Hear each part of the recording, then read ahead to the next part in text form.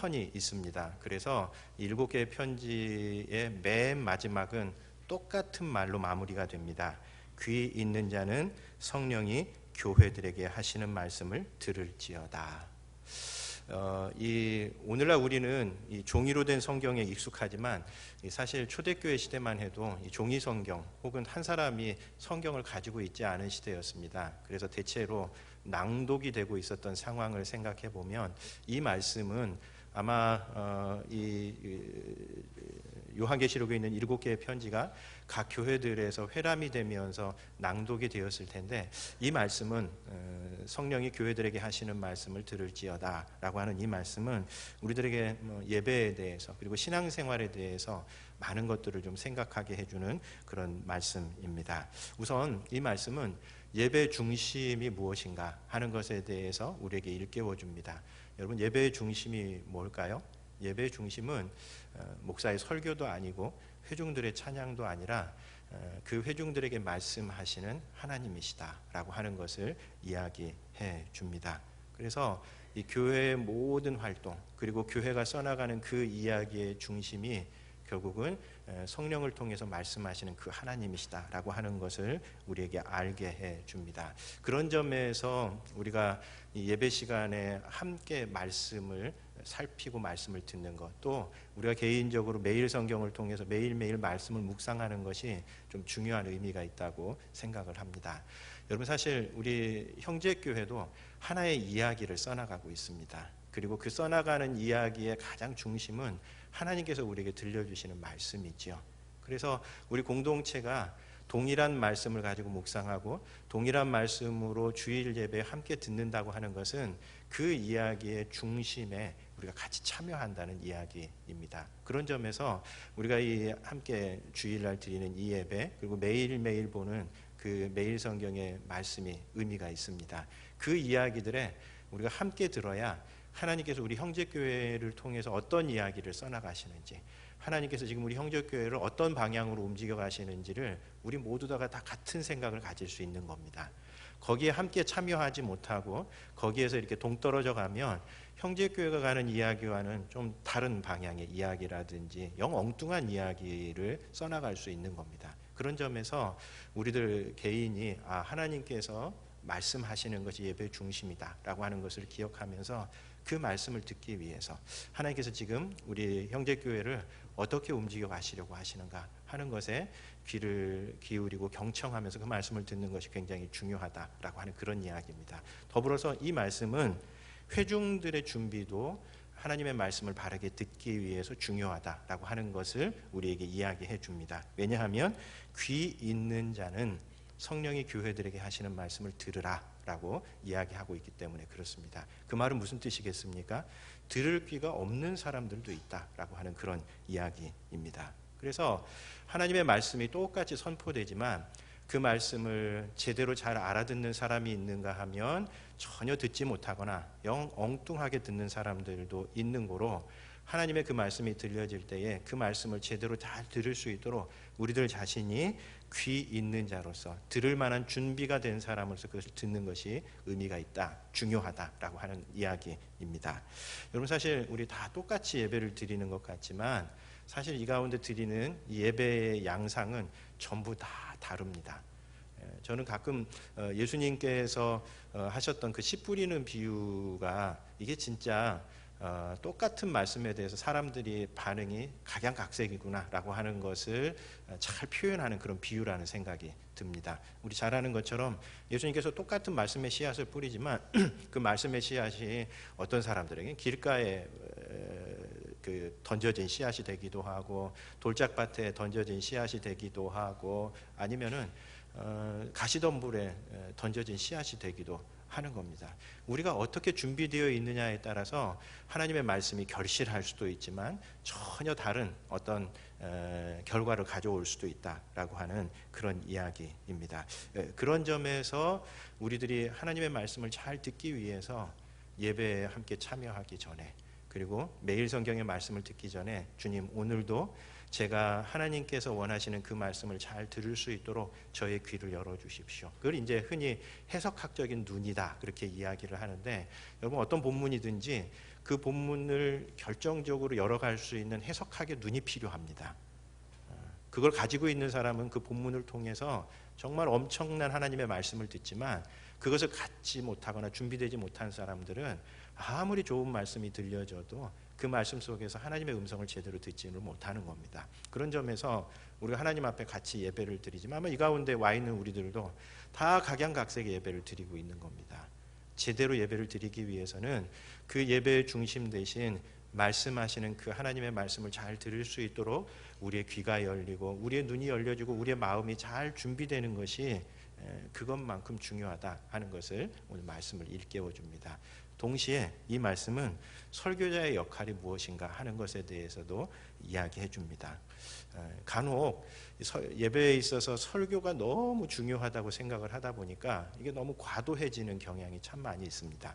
여러분 저는 사실 이 지난 주간 동안에 이 말씀을 묵상하면서 참 여러 가지로 도전도 되고 격려도 되고 위로가 되었습니다. 여러분 설교자는 억지로 은혜를 짜내는 사람이 아닌 겁니다. 그러니까 간혹 가다 보면 설교가 중요해지다 보니까 그 시간에 어쨌든 참여한 모든 사람들에게 뭔가 막 부어주고 뭔가 짜내기 위해서 온갖 노력을 하는데, 그런 노력이 수고가 없다는 것이 아니라 이 자칫 잘못하면 이 설교자가 하나님의 음성에 초점을 맞추지 못하고 자신의 이야기에 과도하게 집중되는 그런 경향들도 있는 겁니다.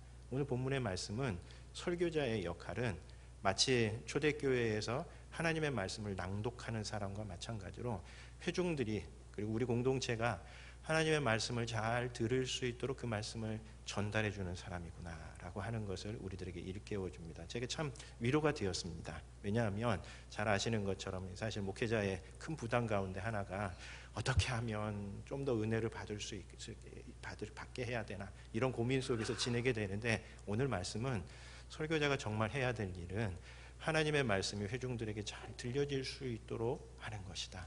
나의 목소리를 전달하는 것도 아니고 없는 것을 갖다 붙이는 것도 아니고, 그래서 어떻게든 억지로 뭔가를 하는 것이 아니라 말씀하시는 그 하나님의 음성에 우리들이 귀담아 들을 수 있도록 회중들을 준비하고 이끌어가는 사람이다 라고 하는 것을 좀 많이 묵상하게 되었습니다. 그런 점에서 생각을 해보면 우리가 하나님 앞에 드리는 이 예배가 잘 이루어지기 위해서 우리 모두의 노력이 필요하다 하는 것을 이야기해 줍니다. 여러분 회중들은 마음의 준비가 되어서, 그리고 해석학의 눈을 가지고 오늘 과연 하나님께서 내게 무슨 말씀을 하실 것인가 기대하는 마음 가운데 함께 예배에 참여해야 되고, 또 무엇보다 설교자는 하나님의 말씀을 그대로 잘 전달하기 위해서 수고하고 노력해야 된다. 그리고 그렇게 서로 노력하고 협력하는 가운데 귀 있는 자는 성령이 교회들에게 하시는 말씀이 제대로 들려질 줄로 믿습니다. 여러분 우리의 예배가 서로 잘 준비된 가운데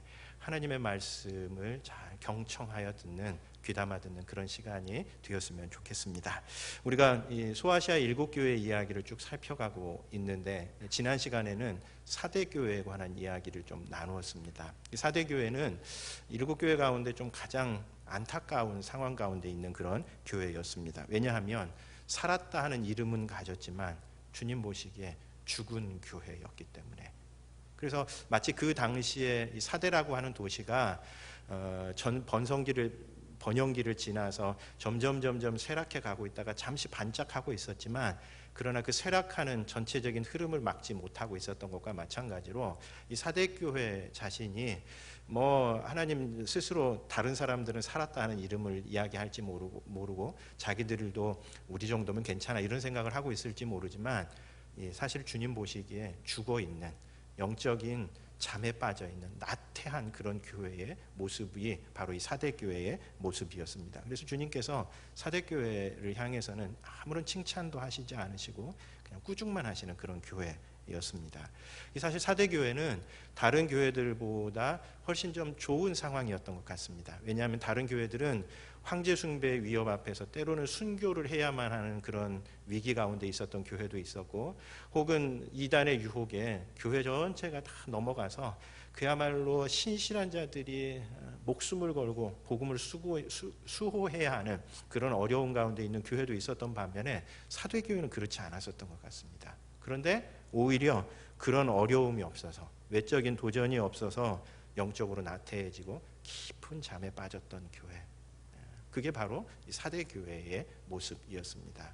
7교회 가운데 주님께서 가장 안타까워하실 만한 그런 교회였었던 겁니다. 그런데 그런 교회의 이야기가 남의 이야기만은 아닐 수 있다라고 하는 것을 우리가 지난 시간에 좀 살펴보았습니다. 우리 안에서도 하나님 앞에서 오랜 기간이 그냥 흘러가게 되면 우리들도 사대 교회와 비슷하게 주님 보시기에 살았다는 이름은 가졌지만 죽은 교회가 될 수도 있는, 영적인 깊은 잠에 빠질 수도 있다는 겁니다. 어떨 때 그렇게 될 수 있습니까?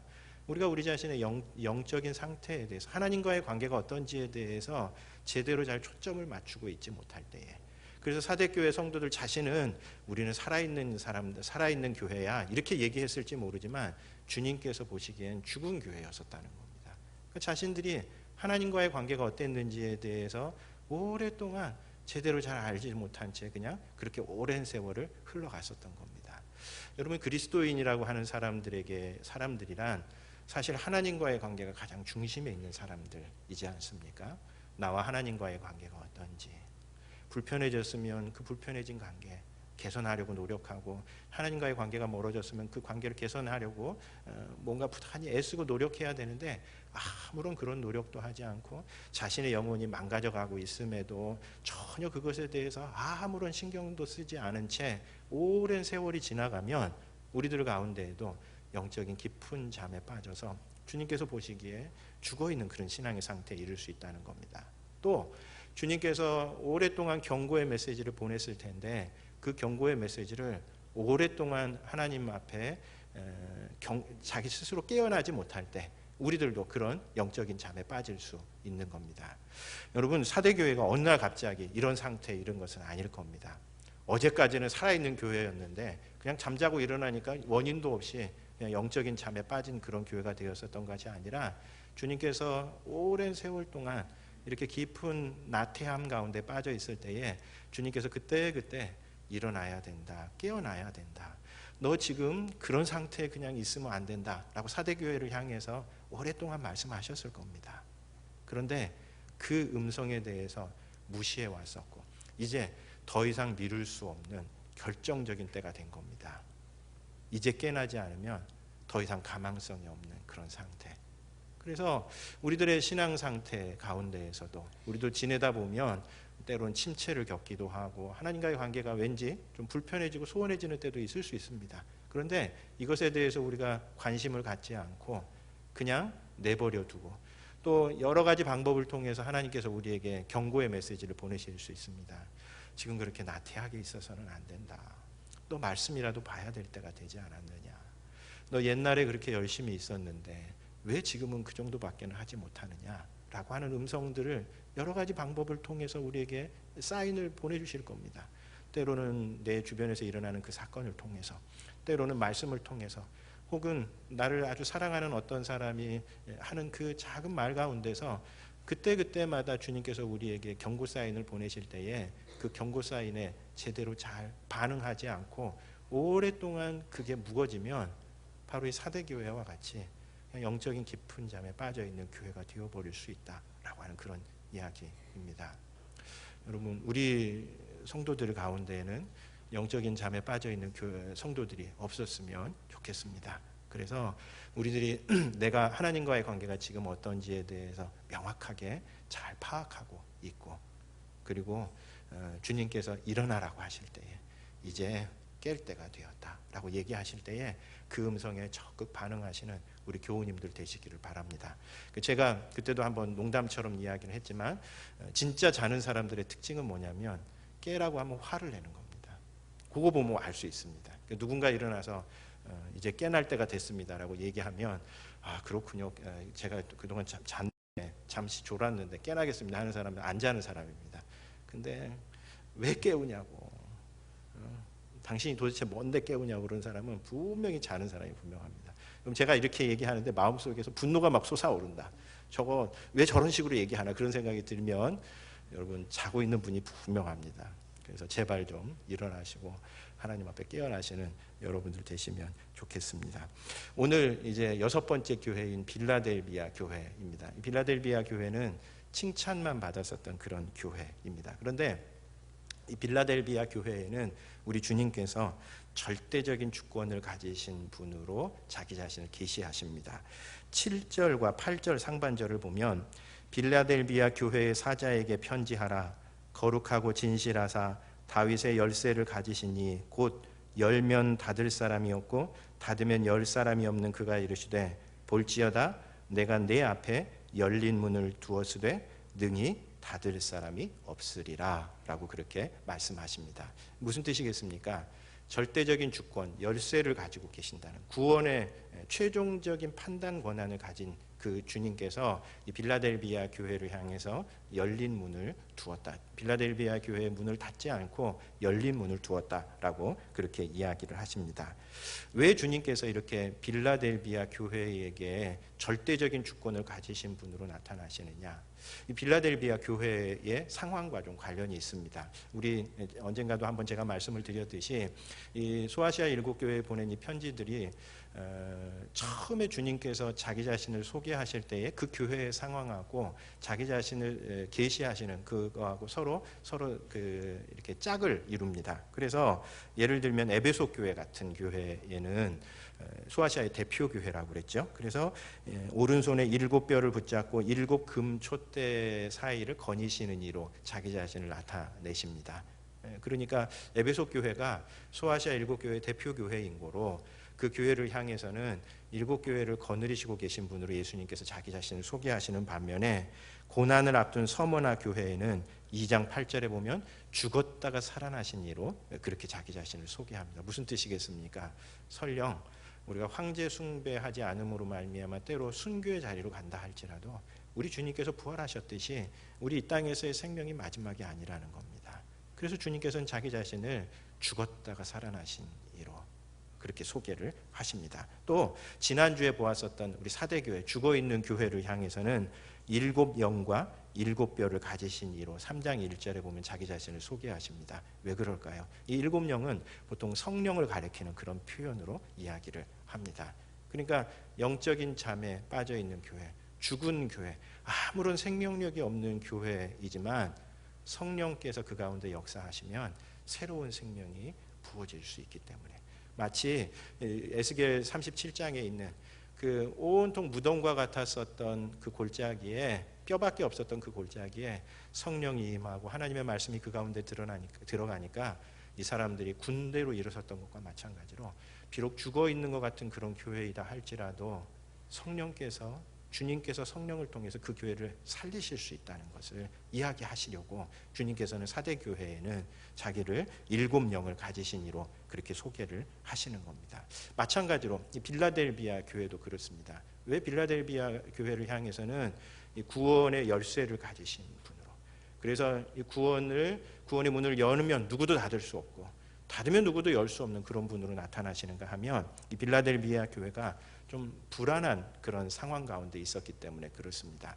이 빌라델비아 교회가 불안할 수밖에 없었던 이제 몇 가지 이유가 오늘 본문에서 나오는데, 우선 첫 번째로는 이 빌라델비아라고 하는 이 도시가 좀 지진이 많았었던 것으로 유명을 합니다. 그래서 이 빌라델비아는 지형적인 이유 때문에 지진 피해가 잦았고 AD 17년, 그러니까 이제 이 요한계시록의 7편지를 쓰기 한 70년, 80년 전에는 아주 큰 지진이 일어나서 실제로 인근에 있었던 10도시가 이 지진의 피해를 입었었던 겁니다. 뿐만 아니라 그 이후에도 이 빌라델비아를 가리켜서 지진이 가득한 도시라고 할 만큼 이 빌라델비아 교회에는 이 빌라델비아라고 하는 이 도시 자체가 굉장히 불안한 그런 상황 가운데 있었던 겁니다. 그런데 그런 도시의 불안함과 마찬가지로 이 빌라델비아 성도들은 자기 자신에게 대해서, 자기 자신의 구원과 신앙에 대해서 좀 불안한 가운데 있었던 겁니다. 그래서 주님께서는 빌라델비아 교회를 향해서 절대적인 주권을 가지신 분으로 나타나시는 겁니다. 여러분, 우리 사실 이 자연재해 앞에서 인간이 참 얼마나 이 힘이 없는가 이런 것들을 참 많이 깨닫지 않습니까? 요즘 이 바이러스 하나로 그야말로 이 바이러스가 하나님보다 더 무서운 그런 시대를 우리가 살아가고 있는데 자연재해 앞에서 인간이 참 별것 아니구나 이런 것들을 깨닫습니다. 그런데 그런 자연재해 가운데 가장 두려운 자연재해를 꼽자고 하면 아마 지진이 아닐까 싶습니다. 저는 뭐 지진을 직접 경험해 보지는 않았었는데 가끔 외신이나 이런 데 보면 지진이 일어나고 난 그 장면을 보고 나면 와, 저기서 그 지진의 상황 가운데 있는다는 것이 얼마나 공포스러웠을까 이런 것들을 깨닫게 됩니다. 알게 됩니다. 뭐 가끔 도로가 그냥 완전히 엿가락처럼 휘는 경우도 있고요. 건물이 통째로 다 주저앉는 그런 게 바로 이 지진의 상황이죠. 그리고 이 지진은 예고도 없습니다. 그냥 갑자기 몰아닥쳐서 피할 겨를도 없이 그리고 순식간에 모든 것들을 다 잿더미로 만들어 놓는 굉장히 아주 강력한 자연재해인 겁니다. 그래서 그런 어떤 상황들을 빗대어 이야기를 하시면서 그런 어떤 지진의 피해를 많이 입었었던 그런 도시를 향해서 주님께서는 내가 절대적인 주권을 가지신 분이시다라고 그렇게 이야기를 하고 계시는 겁니다. 사실 그래서 이제 12절에 보면 이기는 자는 내 하나님 성전의 기둥이 되리니 그가 결코 다시 나가지 아니하리라 라고 이야기하는 그 구절이 있는데 이 구절도 사실은 지진을 배경으로 하고 있는 구절이라고 그렇게 이야기를 합니다. 왜냐하면 여러분 지진이 났을 때 어떻게 해야 되죠? 건물 밖으로. 그러니까 불안한 건물들에 있을 경우에는 건물 밖으로 나가는 그런 경험을 해야 되는 겁니다. 그래서 이 지진이 일어나면 건물 밖으로 나가는 그런 어떤 경험을 했었던 이 빌라델비아 성도들을 향해서 주님께서 지어놓으신 그 구원의 집은 그런 지진이 흔들 수 있는 것이 아니기 때문에 절대 나가지 않아도 된다 하는 것을 이야기하고 있는 그런 구절입니다. 또 이 빌라델비아 교회가 좀 불안할 수밖에 없었던 데에는 유대인들의 엄청난 박해가 있었기 때문입니다. 거기 9절에 보면 보라 사탄의 회당 곧 자칭 유대인이라 하나 그렇지 아니하고 거짓말하는 자들이 이 빌라델비아 도시 안에 있었던 것을 이야기를 하고 있습니다. 이 사람들은 아마 유대교를 믿는 사람들 가운데 좀 극단적인 입장을 가진 사람들이었었던 것 같습니다. 그래서 우리 초대교회에서 사실 초대교회를 가장 극렬하게 반대했었던 사람들은 로마 정부도 아니고 바로 유대인들이었다라고 하는 것을 보게 되는데 그런 어떤 극단적인 유대주의자들 가운데 초대교회를 엄청나게 박해하는 사람들이 있었는데 바로 이 빌라델비아라고 하는 이 도시에 있었던 회당이 그 중심에 있었던 것 같습니다. 그래서 이 AD 90년경 그러니까 이 요한계시록이 쓰여지기 바로 그 전후에 한번 유대인들이 얌니아라고 하는 곳에서 전체 종교회의를 가지면서 중요한 결정들을 내렸는데 그 가운데 하나가 이 나사렛 이단들을 저주하는 기도문을 작성해서 회당들에게 전달한 겁니다. 나사렛 이단들 누구를 가리킬까요? 소위 말하는 예수를 믿는 이 무리들을 아예 회당에 모여서 예배 드릴 때마다 이들을 저주하는 기도문을 13개의 기도문 가운데 하나가 기도문이 될 만큼 이 극단적으로 교회에 대해서 반감을 가지고 있었던 유대인들이 있었는데 바로 그 유대인들의 총본산과 같은 곳이 이 빌라델비아였었던 겁니다. 그래서 그 유대인들의 그 박해와 핍박 앞에서 이 빌라델비아 성도들이 굉장히 곤혹과 어려움을 많이 겪고 있었던 그런 상황이었었던 겁니다. 그런데 빌라델비아 교회가 그것을 이겨내기에는 너무나 작은 능력을 가지고 있는 교회처럼 보였습니다. 그래서 8절에 보면 우리 한번 8절 같이 읽어보도록 하겠습니다. 8절 같이 읽습니다. 볼지어다 내가 내 앞에 열린 문을 두었으되 능히 닫을 사람이 없으리라. 내가 내 행위를 아노니 내가 작은 능력을 가지고서도 내 말을 지키며 내 이름을 배반하지 아니하였도다. 여기서 이 작은 능력을 가지고 있다라고 하는 이 말은 아마 빌라델비아 성도들이 자기 자신을 가리켜서 했었던 말인 것 같습니다. 그래서 바로 그것을 예수님께서 보시면서 너희들 너희 스스로에 대해서 작은 능력밖에 없다고 생각하지 그것을 이제 이야기하시는 그런 부분이라고 생각이 드는데 그런 어떤 유대인들의 엄청난 박해를 이겨내기에는 자기들의 능력이 너무 작다 라는 그런 생각을 하고 있었던 겁니다. 그런 점에서 보면 이 빌라델비아 교회는 다른 7교회들에 비해서 좀 두드러지지 않는 그런 교회였습니다. 언젠가도 한번 제가 얘기 드렸듯이 에베소 교회는 7교회의 대표 교회였고 어디 가든 대표 교회로서의 그런 명예를 다른 사람들이 인정해 주었을 뿐만 아니라 황제 숭배의 순교로 맞섰던 버가모 교회, 그리고 마지막 교회인 라오디게아 교회가 굉장히 부유한 교회였었다라고 하는 것을 생각을 해보면 그런 교회들에 비해서 적은 능력밖에는 갖고 있지 않은 그런 교회. 그래서 과연 유대인들의 그 박해를 이겨낼 수 있을까에 대해서 자기들 스스로도 불안함을 느낄 수밖에 없었던 그런 상황의 교회, 그것이 바로 이 빌라델비아 교회였었던 겁니다.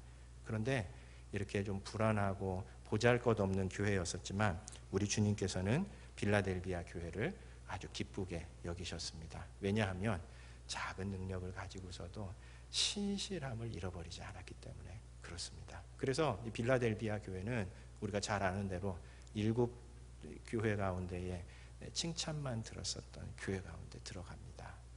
작은 능력을 가지고 있었지만 그 작은 능력을 신실하게 지켜감으로 말미암아 하나님 앞에 칭찬드린 교회, 그것이 바로 이 빌라델비아 교회였었던 겁니다. 그런 점에서 우리 빌라델비아 교회를 통해서 주님께서 기뻐하시는 교회, 주님께서 기뻐하시는 성도가 어떤 성도인가 하는 것에 대해서 생각해 볼 수 있을 것 같습니다. 한 2가지 정도 우리가 우리 자신에게 적용할 수 있을 것 같습니다. 첫 번째로는 충성되고 진실한 교회와 성도들을 주님께서 기뻐하신다라고 하는 이야기입니다.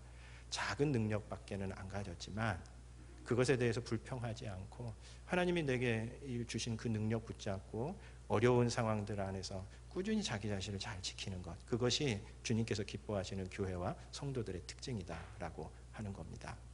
여러분, 사실 다른 분들도 그렇겠지만 저는 이 빌라델비아 교회가 참 좋습니다. 왜냐하면 칭찬만 들은 교회라고 하는 점도 참 좋지만 무엇보다 그 칭찬의 내용이 참 마음에 듭니다. 적은 능력을 가졌지만 내 이름을 신실하게 지켰다라고 하는 그 칭찬의 내용이 참 마음에 듭니다. 왜냐하면 우리 모두 다 적은 능력밖에는 갖지 않은 사람들이기 때문에 그렇습니다. 저는 이 본문을 생각할 때마다 저희 고향 교회와 같은 교회의 목사님께서 늘 하셨던 그 이야기가 늘 생각이 납니다. 이분은 좀 독특한 면이 좀 있으신 그런 분이신데, 이분은 마태복음 25장의 그 달란트 비유의 주인공이 누구냐, 거기 보면 왜 달란트 비유 이야기 나오지 않습니까? 어떤 주인이 먼 나라를 떠날 때에 자기 재산을 어디 은행에 맡길 수도 없고, 그 당시에는 뭐 은행이라든지 이런 게 없었기 때문에 결국은 자기가 신뢰할 만한 종들에게 맡겨서 이거 가지고 너희들 한번 잘 운영해봐라, 관리해봐라, 이렇게 맡겼었던 주인의 이야기가 나옵니다. 그래서 어떤 종에게는 5달란트를 맡기고 어떤 종에게는 2달란트, 어떤 종에게는 1달란트를 맡긴 것으로 그렇게 나오는데, 근데 이 비유에서 보통 우리가 누구에게 주목을 하냐면 1달란트 받은 종에게 주목하고 5달란트 받은 종에게 주목합니다. 왜냐하면 5달란트 받은 종은 주님께 5달란트나 남겨서 칭찬 들은 그런 종이고, 반면에 1달란트 받은 종은 자기한테 1달란트밖에 안 줬을까 이렇게 생각을 하면서 그 달란트를 그냥 땅에 묻어두었었다고 꾸중을 들은 사람이기 때문에 그렇습니다. 근데 이 목사님은 늘 무슨 얘기를 했냐면, 자기는 그 마태복음 25장의 달란트 비유의 진짜 주인공은 2달란트 받은 사람이라고 생각한다는 거예요. 왜냐하면 사실 2달란트 받았을 때에 얼마든지 1달란트 받은 사람처럼 행동할 수 있었다는 겁니다. 나한테는 왜 2달란트밖에 안 주는 거야? 누구는 5달란트 주고 뭐야? 이러면서 얼마든지 1달란트 받은 종처럼 행동할 수 있었는데 그러지 않았었다고. 그래서 사실은 이 마태복음 25장의 달란트 비유의 진짜 주인공은 2달란트 받은 사람이라고. 여러분, 우리는 다 2달란트 받은 사람입니다. 여러분 가운데 능력이 많고 그러신 분들이라면 우리 같은 이런 교회에 있을 만한 그런 급이 안 되시죠. 저도 적은 능력밖에는 못 받았고요. 여기 있는 사람들이 다 적은 능력을 받은 사람들입니다. 그런데도 그 적은 능력을 가지고 하나님 앞에서 신실하게 자기 자리를 잘 지키는 것, 그것을 보면서 우리 주님께서 칭찬하신다는 겁니다.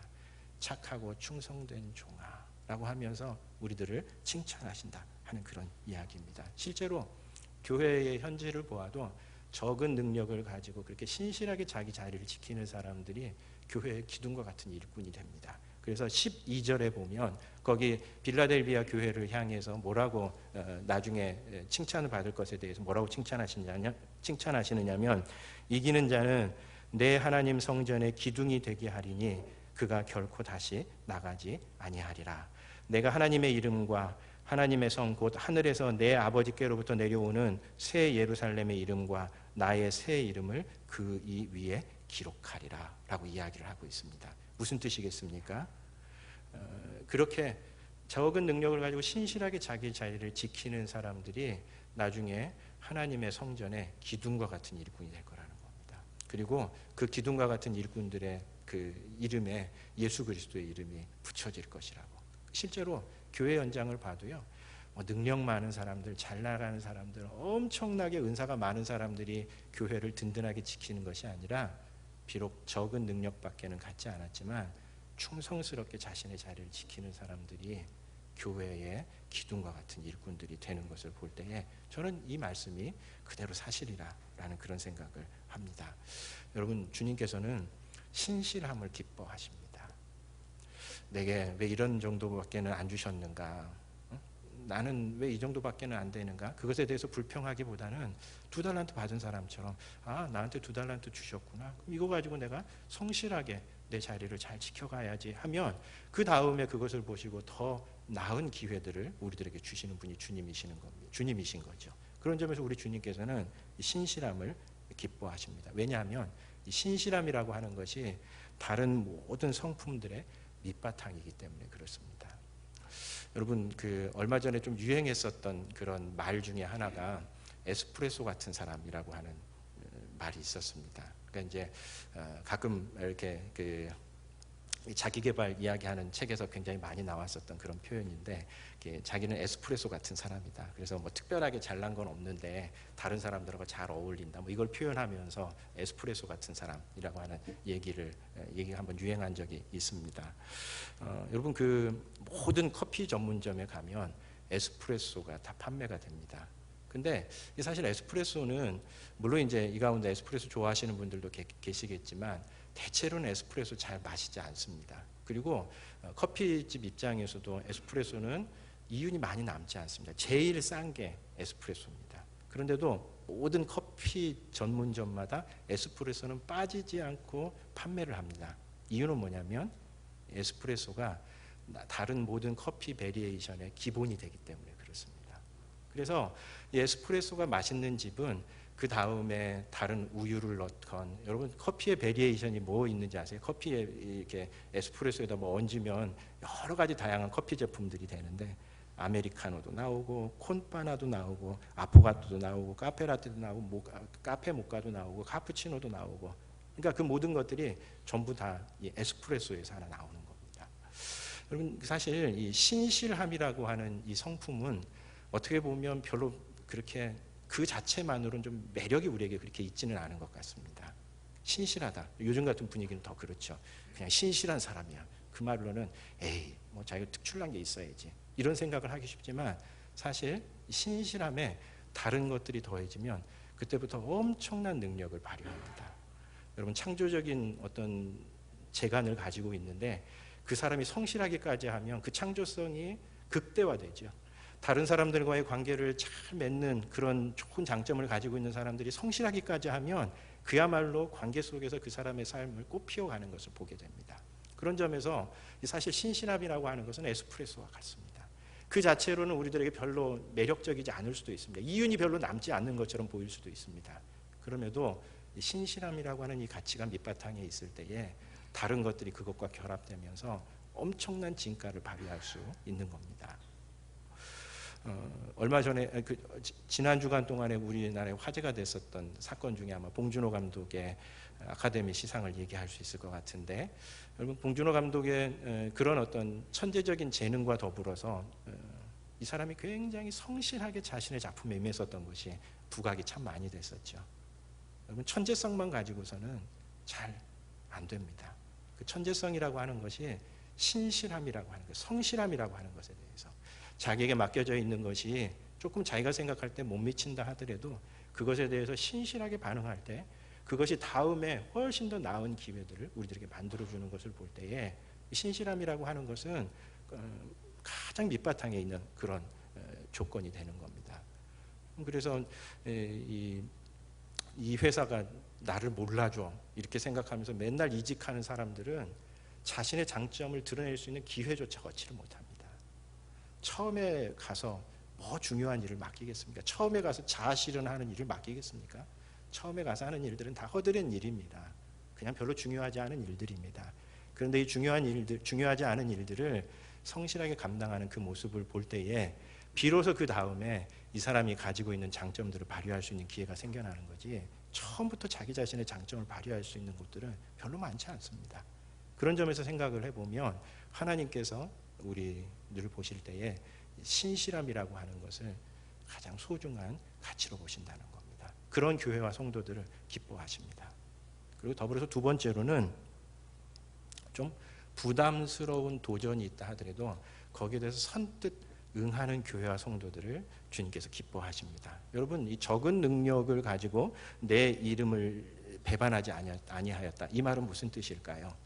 내가 가지고 있는 능력보다 조금 더 많은 것을 주님께서 요구하실 때에, 그런 상황 속에 나를 몰아갈 때에 거기에 대해서 아이고 나는 능력이 없습니다, 나는 그거 감당할 수 없습니다 이러면서 손사래를 치는 사람들이 아니라, 나는 비록 능력이 좀 적기는 하지만 그러나 주님께서 내게 맡기시는 일이라면 그것 주님께서 내게 주시는 것으로 알고 제가 응해보겠습니다 라고 하는 성도들과 교회, 그런 성도들과 교회를 우리 주님께서 기뻐하신다라고 하는 겁니다. 여러분, 그 하나님께서는 우리가 가지고 있는 능력보다 조금 부담스러운 도전을 우리에게 주시는 때가 간혹가다 있는 것 같습니다. 왜 그러실까요? 그것은 그런 부담스러운 도전 가운데에서 우리를 성장시켜 가시기 때문에 그렇습니다. 그런 점에서 지금 내가 할 수 있는 것보다 조금 높은 것을 주님께서 얘기하실 때에 제가 한번 해보겠습니다 라고 선뜻 응하는 교회와 성도들을 주님께서 기뻐하신다는 그런 이야기입니다. 제가 이제 교회에서 나름 오랫동안 생활을 하는 가운데 굉장히 인상적인 성도들이 참 많습니다. 저는 사실 제가 만약에 목회자가 아니었으면 되게 불성실하게 신앙생활을 했을 거다, 그런 생각을 합니다. 당장 오늘 아침에도 일어났는데 컴컴하고 이러니까 예배 가야 되나 이런 생각이 좀 들었는데 마음속에서 너 목사야 그래서 제가 왔습니다만, 아무튼 성도들 가운데 진짜 하나님께서 정말 기뻐하실 만한 사람이다, 하나님 정말 기뻐하시겠구나 이런 생각이 드는 성도들이 몇몇 사람들이 인상적인 분들이 있습니다. 아무튼 제가 굉장히 인상적인 분은, 제가 이제 처음 그 교육전도사 생활을 시작했을 때인데 그때 고등부 일을 맡았었습니다. 근데 이 고등부가 보통 고등부가 아니었습니다. 진짜 안에서 문제도 많고 어려움도 많고 그런 고등부였었는데, 그래서 이제 이 아이들 뒤치다거리 하느라고 굉장히 힘들었는데 그때 여선생님 한 분이 근데 이제 제가 좀 우리 이런 모임들을 한번 좀 만들어 봤으면 좋겠습니다라고 이야기했을 때 이걸 누구한테 맡길까 좀 고민스러웠습니다. 왜냐하면 누가 적격자일지에 대해서 잘 판단이 들지도 않았었기 때문에. 그런데 제가 어떤 분에게 선생님 되게 조심스럽게 선생님이 이 일을 좀 해주셨으면 좋겠습니다라고 이야기를 드렸을 때에 그분이 한동안 좀 고민을 하시더니 그거 제가 잘 할 수 있는 일인지 잘 모르겠습니다. 그런데 교회가 필요로 하는 일이라고 하면 제가 최선을 다해서 해보겠습니다. 그렇게 얘기하는데 제가 얼마나 감사했는지 몰라요. 그래서 제가 그때 느꼈었던 것이 하나님께서 정말 기뻐하시겠구나 그런 생각이 들었습니다. 우리 잠언 25장 13절에 보면 충성된 사자는 그를 보낸 이에게 마치 추수하는 날에 얼음 냉수 같아서 능히 그 주인의 마음을 시원케 하느니라 라고 하는 구절이 있습니다. 하나님 앞에서도 정말 얼음 냉수처럼 시원하게 하나님의 일을 해주는 사람이 있는가 하면 불안하고 할지 안 할지 그런 마음을 갖게 하는 사람들이 있는데, 하나님 입장에서 볼 때에 이렇게 조금 더 제가 그 일을 잘 할 수 있을지는 잘 모르겠지만 그러나 필요한 일이라고 하면 제가 해보겠습니다라고 이야기하는 이런 어떤 자세, 이런 것들을 하나님께서 기뻐하신다 하는 그런 이야기입니다. 그럼 사실 이 교회 안에서 오가는 대화를 보면 그 교회의 수준이 드러나는 것 같습니다. 어떤 교회들은 목회자들이 소방사 역할을 하느라고 그냥 모든 시간을 허비하는 그런 교회들이 있습니다. 성도들끼리 하다가 뭐 이렇게 다툼이 일어나고 이러면 그거 가지고 이제 온 교회가 한번 발칵 뒤집히는 겁니다. 그래서 그 오해를 풀기 위해서 또 이상하게 자기들끼리 싸워놓고서는 나중에 화살은 목회자에게 돌리는 경우가 되게 많습니다. 상황이 이런데 왜 아무 역할도 하지 않느냐 이러면 이제 그때 부랴부랴 해가지고 가서 이제 화해도 해놓고 이러려고 하는데, 화해하기 위해서 이야기를 하다 보면 그게 또 말이 화근이 돼가지고 더 분란을 일으키고 이러면서 온통 소방수 역할을 하느라고, 여기 하나 꺼지면 저쪽에서 터지고 이러면서 온통 그런 역할을 하면서 그 교회가 그냥 에너지를 다 허비하는 교회도 있습니다. 우리 교회 얘기 아닙니다. 우리 교회 얘기 아니고 저쪽 어떤 교회 이야기입니다. 또 반면에 교회 운영에 온 힘을 쏟아야만 되는 교회가 있습니다. 교회에 이런저런 한두 가지 일 생겼을 때에 그 한두 가지 일을 사람들에게 맡기려면 아이고 저는 잘 못하고요. 이러니까 이제 온통 전화통만 들고 붙잡혀서 있는 그런 교회들도 있습니다. 이것도 우리 교회 이야기는 아닙니다. 들리는 속설에 의하면 그래서 아예 목회자 전화는 아예 이 받지 않는 전화로 이렇게 딱 돌려놓는 그런 성도들도 있다고 그러죠. 왜냐하면 전화하면 뭔가 부탁하려고 그럴 것 같으니까. 여러분, 반면에 하나님께서 우리 지역사회에 어떤 일을 하실 것인가, 어떻게 하면 좀 더 하나님 기뻐하시는 일을 할 것인가에 우리의 이야기가 집중되는 교회도 있습니다. 여러분, 어떤 교회가 더 행복하고 어떤 교회가 주님께서 기뻐하시는 교회일지 뭐 두말할 필요가 없습니다. 그럼 사실 목회자의 기쁨이기도 하면서 비극은 쓸데없는 것에 에너지를 너무 많이 소비해야 된다는 겁니다. 좀 부담스러운 일이 있다 하더라도 내가 보기에 약간 나에게 부담스럽고 적은 능력밖에는 안 된다 할지라도 교회가 혹은 우리 공동체의 상황상 그 일이 필요하다고 하고 누군가는 그 일을 해야 된다고 그러면 선뜻 나서는 성도와 교회들을 기뻐하신다라고 하는 겁니다. 이게 잘 안 되니까 일이 한두 사람에게 계속 몰리는 겁니다. 왜냐하면 그런 사람들은 늘 예라고 하거든요. 적은 능력으로도 뭔가 하는 사람들은 늘 그 사람들한테 일이 가니까 교회는 엄청나게 큰데도 한두 사람에게 그 일들이 몰려가는 겁니다. 여러분, 그런 교회가 아니라 모든 성도들이 다 비록 조금 부담스러운 것들이 온다 하더라도 그것에 대해서 해보겠습니다 라고 이야기하는 자세, 그것을 기뻐하신다라고 하는 겁니다. 우리 지난주 운영위원회 때 예배부를 중심으로 해서 한 가지 중요한 결정을 내린 게 있습니다. 그게 뭐냐면 모든 재직들이 1년에 한 번씩 대표 기도를 반드시 한다라고 하는 중요한 결정을 내렸습니다. 이게 보니까 우리 재직의 숫자를 이렇게 잘 계산을 해보니까 1년에 1부 예배, 2부 예배 다 돌아가고도 많이 남더라고요.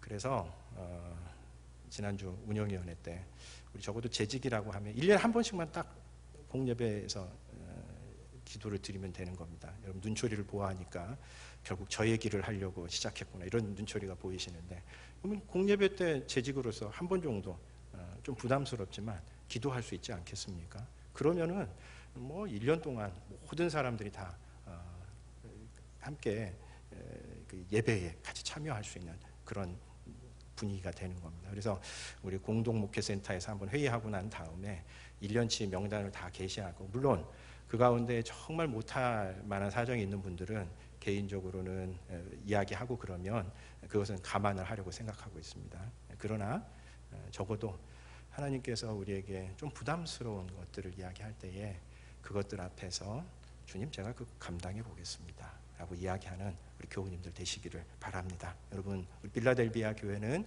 작은 능력 가운데도 신실함을 지켰었던 교회입니다. 그런 교회를, 그런 성도들을 우리 주님께서 기뻐하십니다. 우리 형제교회가, 또 우리 형제교회 교우들이 그런 교회, 그런 성도 되시기를 기원합니다. 기도하겠습니다.